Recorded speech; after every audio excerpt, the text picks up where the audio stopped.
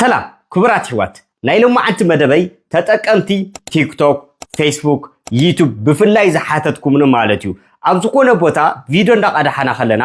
ኣብቲ ዘለናያ ቦታ ሙዚቃ ይስማዕ ብድሕሪት ከምኡውን ድምጽ ናይ ሰባት ዝርብሽ ይስማዕ ስለዚ እዚ ዝርብሽ ሙዚቃ እዚ ድምጽ ናይ ሰባት ዝርብሽ ከመይ ጌርና ንዕኡ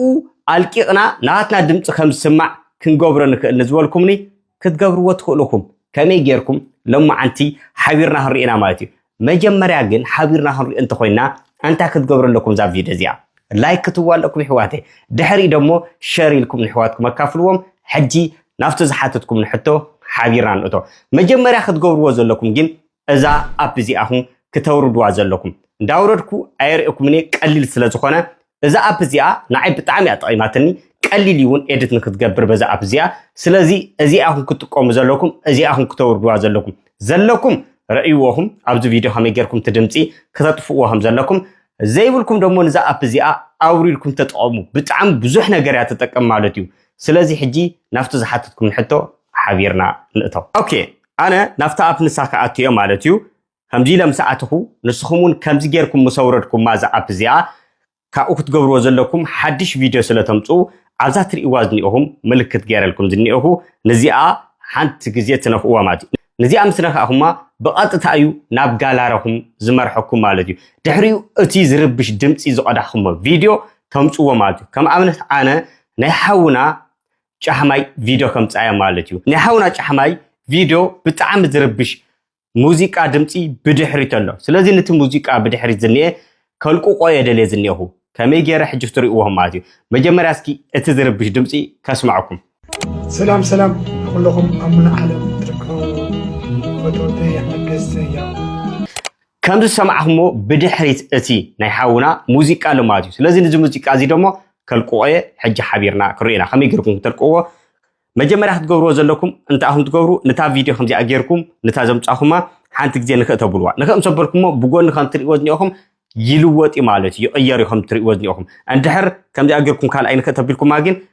ይጠፍእ ማለት ብጎኒ ዘሎ ስለዚ ክመፅእ ኣለዎ ብጎኒ ዘሎ ከምዚኣ ጌርኩም ምሰበልኩማ ስለዚ ሕጂ ተዘጋጀሎ ማለት እዩ ካብኡ ክትገብሩ ኣለኩም እዚ ኣብ ታሕቲ ዝኒአ ንጎኒ ከምዚ ጌርኩም ሸርተት ተብልዎ ማለት እዩ ትኸዱ ሸርተት ተብልዎ ካብኡ ከም ትርእይዎ ዝኒኦኹም ምልክት ገይረልኩም ዝኒኦኹ እዚኣ እያ ማለት እዩ እዚኣ ከምዚኣ ጌርኩም ስረኻኹማ ኣብዚ ሰለስተ ኣማራፂ እዩ ዘሎ ማለት እዩ እቲ ናሃትኩም ድምፂ ጥራይ ኣቕሪና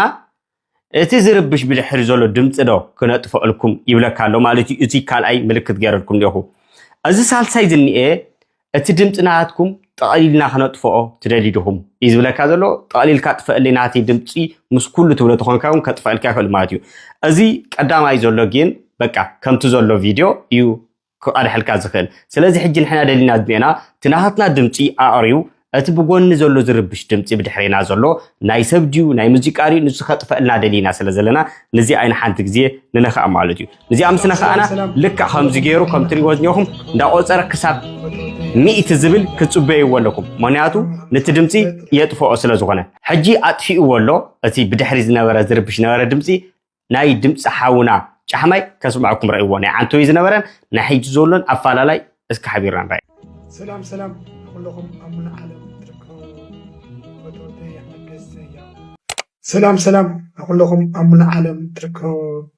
ፈቶተይ ሓገዝተያ ከምዚ ዝረኣኹሞ ማለት እዩ እቲ ኣፈላላይ ብጣዕሚ ኣፈላላይ ኣለዎ ዓንቶይ ብጣዕሚ ዝርብሽ ድምፂ ከምዚ ነይሩ ማለት እዩ ሰላም ሰላም ኩልኩም ኣሙና ዓለም ትርከቡ ፈቶተይ ሓገዝተያ ሕጂ ደሞ ከም ትርእይዎ ዝኒኦኹም እዚ ድምፂ እዚ እዩ ዘሎ ማለት እዩ ሰላም ሰላም ኩልኩም ኣሙና ዓለም ትርከቡ ፈቶተይ ሓገዝተያ ስለዚ